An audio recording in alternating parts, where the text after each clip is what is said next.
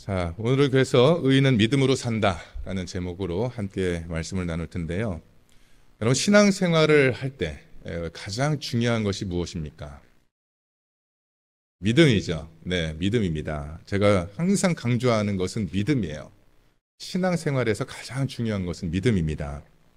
오늘 본문에서 히브리서 기자는 나의 의인은 믿음으로 말미암아 살리라라고 말씀을 하고 있습니다. 사실 이 말씀은요, 성경에서 여러 번 나오는 말씀이에요. 신약 성경에서는 로마서에서 사도 바울이 했던 말씀이고요. 또 구약 성경에서는 하박국 선지자가 같은 말씀을 한 것을 볼 수가 있습니다.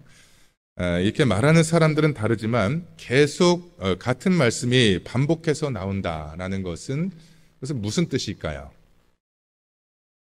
어떻다고요? 중요하다는 거예요. 그만큼 중요하기 때문에 반복되는 횟수만큼 중요하다는 것입니다. 중요하기 때문에 한 번 말하고 마는 것이 아니라 여러 번 반복해서 말씀을 하는 것이죠. 그 말씀을 절대로 잊지 말아라 라는 그런 뜻인 거예요. 오늘 말씀에서 우리는 주님이 보시는 의인의 기준이 무엇인지를 분명하게 알 수가 있습니다. 우리 주님께서 보시기에 의인은 어떤 사람일까요? 예, 맞습니다. 오늘 답을 그냥 바로바로 맞추시네요. 정답부터 말씀드리면 오직 믿음으로 사는 사람이 하나님 보시기에 의인이라고 하는 거예요. 착하게 사는 사람이 아닙니다. 정직하게 사는 사람이 아니에요. 좋은 일을 많이 하는 사람도 아닙니다. 정의롭게 사는 사람도 아니에요. 사회적으로 성공한 사람도 아닙니다. 하나님 보시기에 의인은 오직 믿음으로 사는 사람이라고 하는 것입니다. 물론 세상에서 착하게 사는 것도 중요하죠. 성실하게 사는 것도 중요하고 정의로운 일을 하는 것도 중요합니다. 그러나 그 모든 것들을 다 갖추었다 할지라도 믿음이 없으면 아무 소용이 없다라고 하는 거예요. 하나님 보시기에. 그리스도인은 다른 무엇보다 믿음으로 사는 것이 훨씬 중요하다라는 것을 아셔야 합니다. 왜 그렇습니까? 믿음이 있어야 하나님을 기쁘시게 해드릴 수가 있기 때문이에요. 믿음이 있어야 하나님께 나아갈 수 있기 때문입니다. 믿음이 있어야 하나님의 칭찬을 들을 수가 있고 상을 차지할 수가 있기 때문인 것이에요. 자, 그러면 믿음이 좋다. 우리가 보통 믿음이 좋다는 말씀 많이 하지 않습니까? 믿음이 좋다는 것은 어떤 것입니까? 성도님들한테 믿음이 좋은 것이 무엇일까요? 하고 물어보면 많은 분들이 그렇게 대답을 하세요. 성경 열심히 읽는 것, 어떤 사람은 10독, 어떤 사람은 100독 했다고 하는데 성경을 열심히 읽는 거야. 이렇게 말씀하시는 분도 있고 성경을 잘하는 게 믿음이 좋은 거야 라는 말씀을 하시는 분도 있어요. 또 교회에 잘 나오는 것, 주일 성수 생명처럼 하는 것이 믿음이 좋은 것이라고 하시기도 하고요.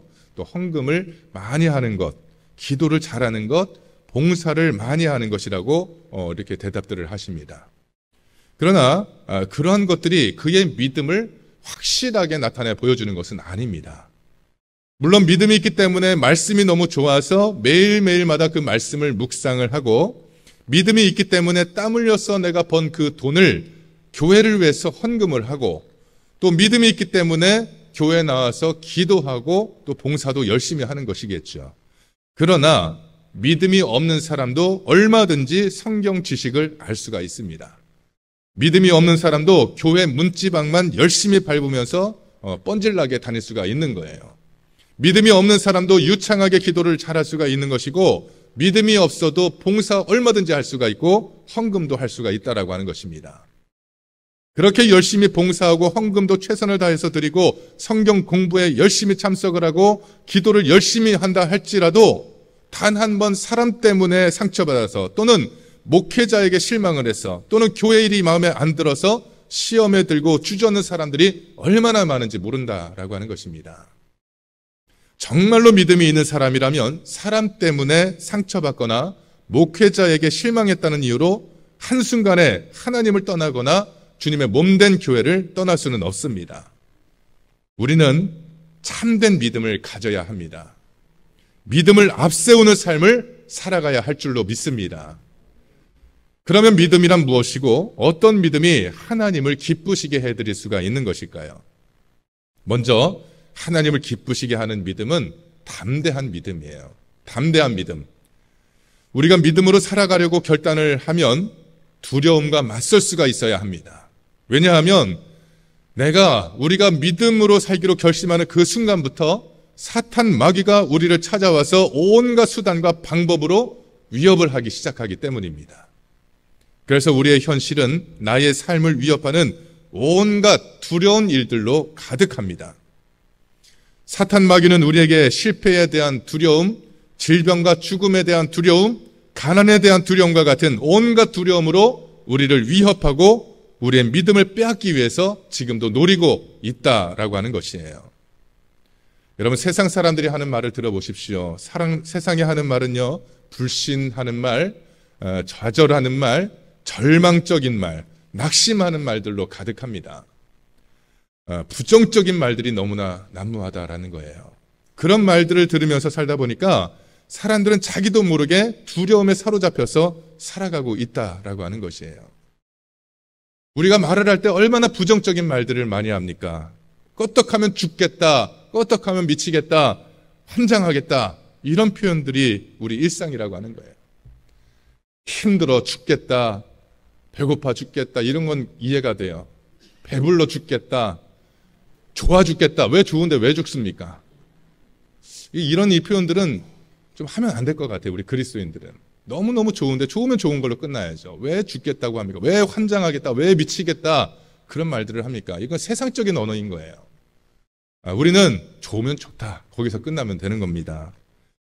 그런데 그런 우리에게 하나님은 믿음을 심어주시기 위해서 말씀을 주셨어요. 하나님은 우리에게 끊임없이 약속의 말씀, 은혜의 말씀, 능력의 말씀을 주셨습니다.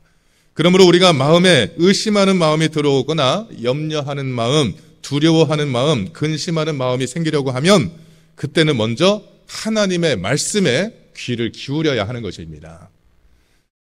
사도 바울은 로마서 10장 17절에서 그러므로 믿음은 들음에서 나며 들음은 그리스도의 말씀으로 말미암았느니라, 이렇게 말씀을 하고 있어요.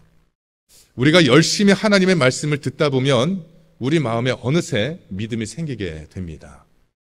믿음이 생기면 우리의 마음이 달라지게 돼요. 할 수 있다, 하면 된다라고 하는 그런 용기가 솟아나게 됩니다. 그러므로 우리가 믿음으로 살기를 원한다면 무엇보다도 말씀으로 우리의 심령을 채워나가야 하는 것입니다. 말씀이 우리 가슴에, 우리 마음에 채워져야 되는 것이에요. 오늘 본문 35절 말씀을 다시 한번 읽어보겠습니다. 여러분 성경을 보십시오. 오늘 본문 35절 말씀 시작. 그러므로 너희 담대함을 버리지 말라. 이것이 큰 상을 얻게 하느니라. 아멘. 자, 히브리서 기자는요, 지금 믿음의 사람들을 향해서 너희 담대함을 버리지 말라, 이렇게 말씀을 하고 있어요. 여러분, 두려움을 이기는 방법이 있는데 그것은 담대해지는 것이라는 말씀이에요. 우리가 어떻게 담대해질 수가 있습니까? 믿음의 확신을 가지게 되면 담대해지는 거예요. 우리 마음에 확신이 들어있으면, 그 믿음에 대한 확신으로 들어차 있으면 우리는 담대해지게 되어 있는 것입니다. 여러분, 세상은 점점 악해지고 있습니다. 현실은 우리를 위협하고 있습니다. 그러나 우리에게는 영원한 생명을 약속하신 하나님의 사랑이 있습니다. 하나님은요, 신실하신 분이세요. 신실하신 하나님이시기 때문에 어제나 오늘이나 영원토록 변함없으신 분이라는 사실을 믿으시기 바랍니다. 또 우리에게는 우리를 위해서 십자가의 고난을 당하시고 죽으셨다가 부활하신 예수 그리스도가 우리를 끝까지 책임지시는 그런 분이십니다. 보혜사 성령님은 연약한 우리를 도우시고 우리에게 감당할 능력을 주시고 능히 이기게 하는 분이십니다. 그러므로 우리는 끝까지 약속의 말씀에 의지하여서 믿음을 붙잡고 우리를 위협하는 그 두려움들을 물리쳐야 된다라고 하는 것입니다. 사탄 마귀는 어제도 오늘도 같은 수법으로 우리 성도들에게 믿음을 빼앗으려고 시도하고 있습니다. 사탄은 우리 안에 하나님의 말씀이 아니라 온갖 세상의 부정적인 말들을 가득 채워서 우리의 믿음을 약하게 만들려고 합니다. 사탄 마귀는 믿음의 사람들을 넘어뜨리기 위해서 온갖 염려와 근심과 불안한 마음과 상념들을 심어 놓으려고 오늘도 쉬지 않고 일하고 있다라고 하는 것이에요. 이러한 마귀의 열심, 마귀의 전략에 대응할 수 있는 방법이 무엇이겠습니까? 다른 것이 없어요. 그 모든 두려움에 담대함으로 맞서는 것뿐이라고 하는 것입니다. 그러기 위해서 우리는 오직 하나님의 말씀, 하나님의 약속을 굳게 붙잡아야 되는 것입니다. 그리고 그 말씀에 대해서 우리는 확신을 가져야 되는 것이에요. 우리의 현실이 아무리 어렵고 힘들다 할지라도 하나님은 신실하신 분이십니다. 신실하신 하나님에 대한 확신으로 여러분의 마음을 채우시기를 바랍니다. 우리가 약속의 말씀을 전적으로 의지하고 그 말씀에 확신을 가지게 될 때 불안과 염려와 두려움과 근심은 안개처럼 사라지게 되는 것입니다. 믿음의 확신으로 충만한 사람이 되어서 하나님을 기쁘시게 하는 저와 여러분 모두가 되시기를 주님의 이름으로 축원합니다. 두 번째로 하나님을 기쁘시게 하는 믿음은 인내하는 믿음입니다. 우리가 믿음의 삶을 살아갈 때 고난의 순간들이 찾아올 수가 있습니다. 오늘 32절 말씀을 보실까요? 전날에 너희가 빛을 받은 후에 고난의 큰 싸움을 견뎌낸 것을 생각하라. 아멘. 자, 이 말씀에서 고난의 큰 싸움이라는 말이 눈에 들어옵니다. 이어서 33절 말씀을 보실까요? 33절 함께 읽겠습니다. 혹은 비방과 환난으로서 사람에게 구경거리가 되고 혹은 이런 형편에 있는 자들과 사귀는 자가 되었으니. 아멘. 자, 그리스도인들이 세상에서 비방과 환난을 당하고 사람들의 구경거리가 되었다는 거예요. 이제 34절 말씀도 보겠습니다. 시작. 너희가 갇힌 자를 동정하고 너희 소유를 빼앗기는 것도 기쁘게 당한 것은 더 낫고 영구한 소유가 있는 줄 알미라. 아멘. 자, 이 말씀을 보면서 이 히브리서가 기록되던 시대에 믿음의 성도들이 당한 박해가 어떠한 것들이었는지 여러분 짐작하실 수가 있겠습니까? 그들은 믿음으로 살기 위해서 엄청난 고난을 당했다라고 하는 것이에요. 그런데 그것은 성경에 나오는 믿음의 선진들이 살아온 그 삶들도 다 마찬가지였다라고 하는 것입니다. 그들 중에 고난을 피해간 사람이 있었나요? 없었습니다. 아무도 없어요. 하나님의 큰 사랑을 받았던 사람일수록 더 큰 고난을 받았던 것을 볼 수가 있습니다. 아브라함을 보십시오. 요셉을 생각해 보세요. 모세와 다윗과 이사야, 예레미야, 이들 모두 고난의 험난한 골짜기를 통과한 사람들 아닙니까? 다윗의 예를 들어볼까요? 골리앗의 위용에 눌려서 아무도 싸우겠다고 나서지 못하고 있을 때 어린 다윗은 홀로 나가서 물맷돌 가지고 골리앗을 쓰러뜨렸습니다. 그 일로 인해서 그는 일약 스타가 되어서 모든 백성의 칭송을 받으며 사울 왕의 사위가 되기까지 합니다. 여기까지 보면 다윗의 인생은 앞으로 탄탄대로가 펼쳐진 것처럼 보였습니다. 그러나 사울이 다윗을 질투하면서 그에게 모진 고난이 시작됩니다. 자기를 죽이려고 혈안이 된 사울을 피해서 도망다니는 도망자 신세가 되고 말았습니다. 심지어 적국인 블레셋에 망명을 하지만 블레셋 사람들의 미움을 받고 있었기 때문에 전투에 참가하지 못하고 성에 돌아와 보니 성은 불타버렸고 가족들은 모두 포로로 붙잡혀 갔습니다. 그러자 부하들이 다윗을 원망하고 돌로 치려고 합니다. 이런 상황 속에서 다윗이 얼마나 괴로웠겠습니까? 나라를 위해서 목숨을 걸고 싸웠던 다윗 아닙니까? 그에게 무슨 잘못이 있었습니까? 다윗에게 왜 이런 고난이 연속적으로 찾아온 것일까요? 그리고 오늘 우리들에게도 이런 고난이 찾아온다면 우리는 어떻게 이 고난을 해석하고 헤쳐나가야 하는 것일까요?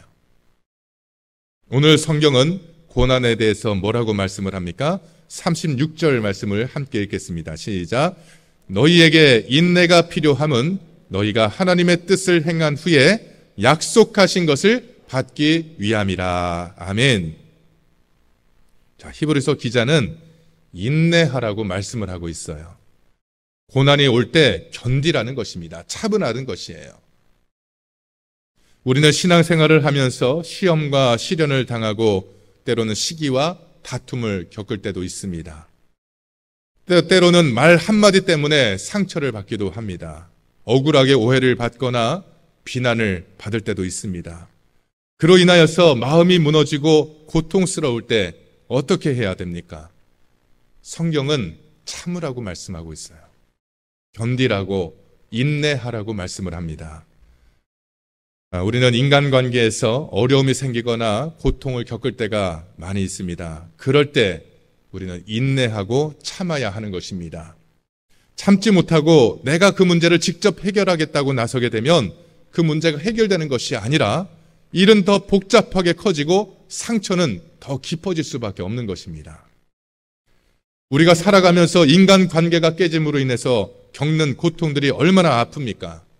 그렇게 아플 때 최선의 방법은 참고 인내하는 것입니다. 내가 해결하려고 나서지 말고 하나님이 해결해 달라고 기도하는 것이에요. 그러면 그 아픔은 반드시 지나가고 그 문제는 풀려질 것이며 관계는 회복될 것입니다. 우리에게 찾아오는 불가항력적인 환경으로 인한 고통도 있습니다. 질병에 걸려서 또는 사고를 당해서 사업에 실패해서 겪게 되는 고난도 있습니다. 이럴 때에도 우리는 참고 인내하며 견뎌야 하는 것이에요. 참아라, 인내하라, 견뎌라 그러니까 무조건 참아야 됩니까? 무조건 참으라는 것이 아니라 주님을 바라보면서 참으라는 거예요. 하나님을 바라보면서, 예수 그리스도를 바라보면서 참으라고 하는 것입니다. 여러분, 우리는 연약하기 때문에 우리의 환경이 조금만 나빠져도 힘이 듭니다. 누군가의 생각 없는 말 한마디에 상처를 받기가 쉽습니다. 그러나 고난이 찾아왔을 때 뛰쳐나가지 말고 인내하며 참아야 합니다. 고난이 왔을 때 그 고난을 피해서 도망가지 말아야 합니다. 도망간다고 해서 그 고난이 멈추는 것이 아니에요. 기도하면서 참고 견디게 되면 좋으신 하나님은 우리를 외면하지 않으시고 우리의 모든 문제를 해결해 주시는 것입니다. 고난이 찾아왔을 때 끝까지 참고 견디고 흔들리지 않는 것이 믿음으로 사는 사람의 삶인 것이고, 그런 사람을 우리 주님께서 기뻐하신다는 사실을 믿으시기를 바랍니다. 마지막으로 하나님이 기뻐하시는 믿음은 물러서지 않는 믿음입니다. 평소에 신앙이 좋은 분이라고 생각됐던 그런 성도님 중에 어느 날 갑자기 신앙생활에 의욕을 잃을 때가 있습니다. 예수님을 만나고 복음의 진리를 깨달아서 구원의 감격으로 충만하던 성도가 어느 날 갑자기 교회에 나오지 않으려고 할 때가 있습니다. 교회 생활에 적극적이고 열심이던 분이 어느 날 갑자기 열심을 잃어버리고 주저앉아 버릴 때도 있습니다. 전도에 힘쓰고 사명감에 불타던 분이 갑자기 무력감에 빠져서 아무것도 하지 않으려고 할 때가 있습니다. 이들은 모두 영적인 침체에 빠졌기 때문에 그런 것입니다. 그리스도인들에게는 가끔 이러한 영적인 침체가 찾아올 때가 있습니다. 왜 이런 영적인 침체가 찾아오는 것일까요? 신앙생활을 잘하던 사람이 어느 날 갑자기 열정을 잃어버리고 방황하고 무기력해지는 이유가 무엇일까요? 거기에는 몇 가지의 이유가 있습니다. 가장 큰 이유는 자기의 사명을 명확하게 알지 못하기 때문이에요. 사명감 없이 되는 대로 살고 신앙생활을 할 때도 뚜렷한 목표 없이 하다 보면 쉽게 갈등에 사로잡히고 은사가 소멸되어서 무기력에 빠지게 된다라고 하는 것입니다. 그러므로 우리 그리스도인들은 자기의 사명이 무엇인지 사명에 대한 확신을 가지고 있어야 되는 것입니다. 그 사명에 대한 확신을 가지고 분명한 목표를 가지고 살아가야 한다라고 하는 것이에요. 그래야 영적인 침체에 빠지지 않는 것입니다.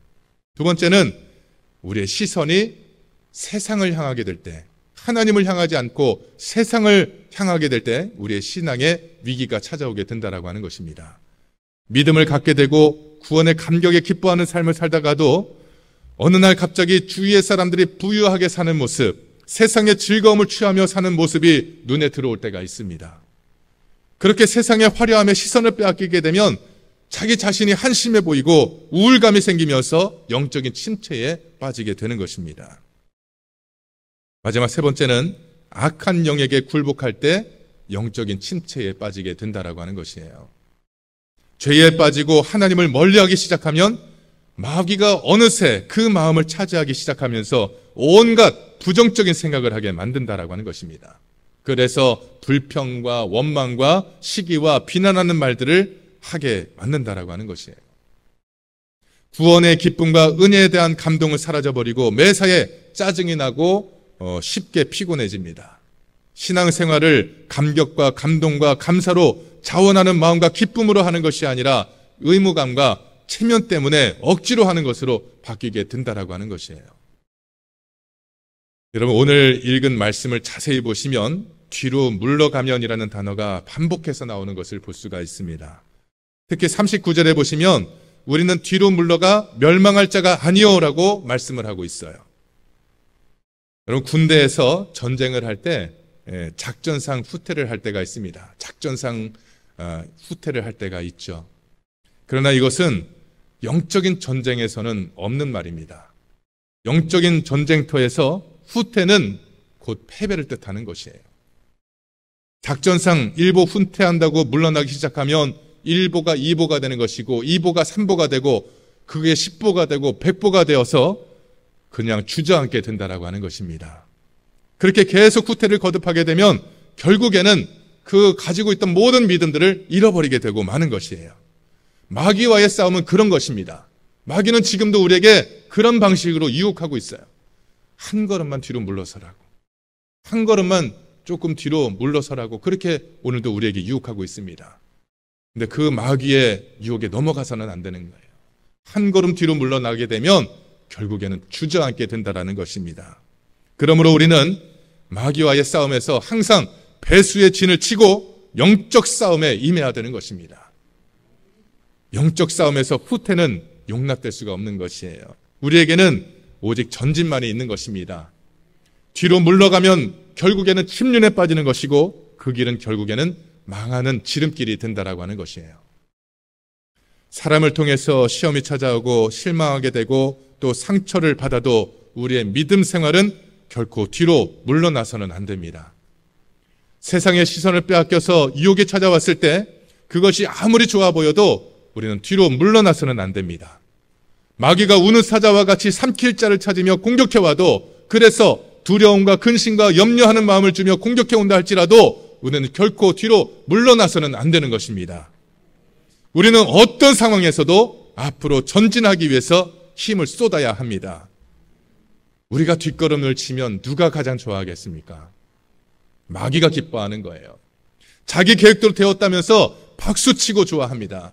반면에 하나님은 우리가 영적 싸움에서 물러나면 근심하시고 안타까워하십니다. 슬퍼하시고 탄식하신다는 것을 꼭 기억하시기를 바랍니다. 여러분은 주님을 기쁘시게 하는 사람이 되고 싶으십니까? 아니면 하나님을 근심하게 하는 사람이 되고 싶으십니까? 우리는 주님을 기쁘시게 하는 사람이 되어야 할 줄로 믿습니다. 그것이 하나님께서 우리를 지으신 목적이에요. 우리를 구원하시기 위해서 예수 그리스도를 이 땅에 보내신 이유라고 하는 것입니다. 우리는 주님을 기쁘시게 하는 그런 삶을 살아야 할 줄로 믿습니다. 여러분 모두가 믿음으로 우리에게 주어진 삶을 살아내시기를 주의 이름으로 축원합니다. 하루의 삶이 힘듭니다. 그런 영적인 싸움에서 우리는 날마다 많은 도전을 받지요. 그러나 그 싸움에서 영적 싸움에서 우리가 물러서지 아니하고 맞서서 싸우면 이길 수 있는 능력을 우리 주님께서 우리에게 공급해 주시는 것을 믿으시기를 바랍니다. 내 힘으로 싸우려고 하니까 자꾸만 지치고 힘들고 쓰러지는 거예요. 내 힘으로 싸우지 말고 이 전쟁은 하나님께 속한 것이니 하나님께서 싸워달라고 주님 앞에 간절히 기도하시고 주님 앞에 부탁하십시오. 그러면 주님께서 우리를 승리의 길로 인도해 주시는 줄로 믿습니다. 그렇게 믿음으로 승리하는 삶을 살아가심으로 하나님의 인정을 받고 하나님이 주시는 놀라운 큰 상을 받으시고 또 하나님의 뜻을 이루어갈 수 있는 저와 여러분 모두가 되시기를 주님의 이름으로 축원합니다.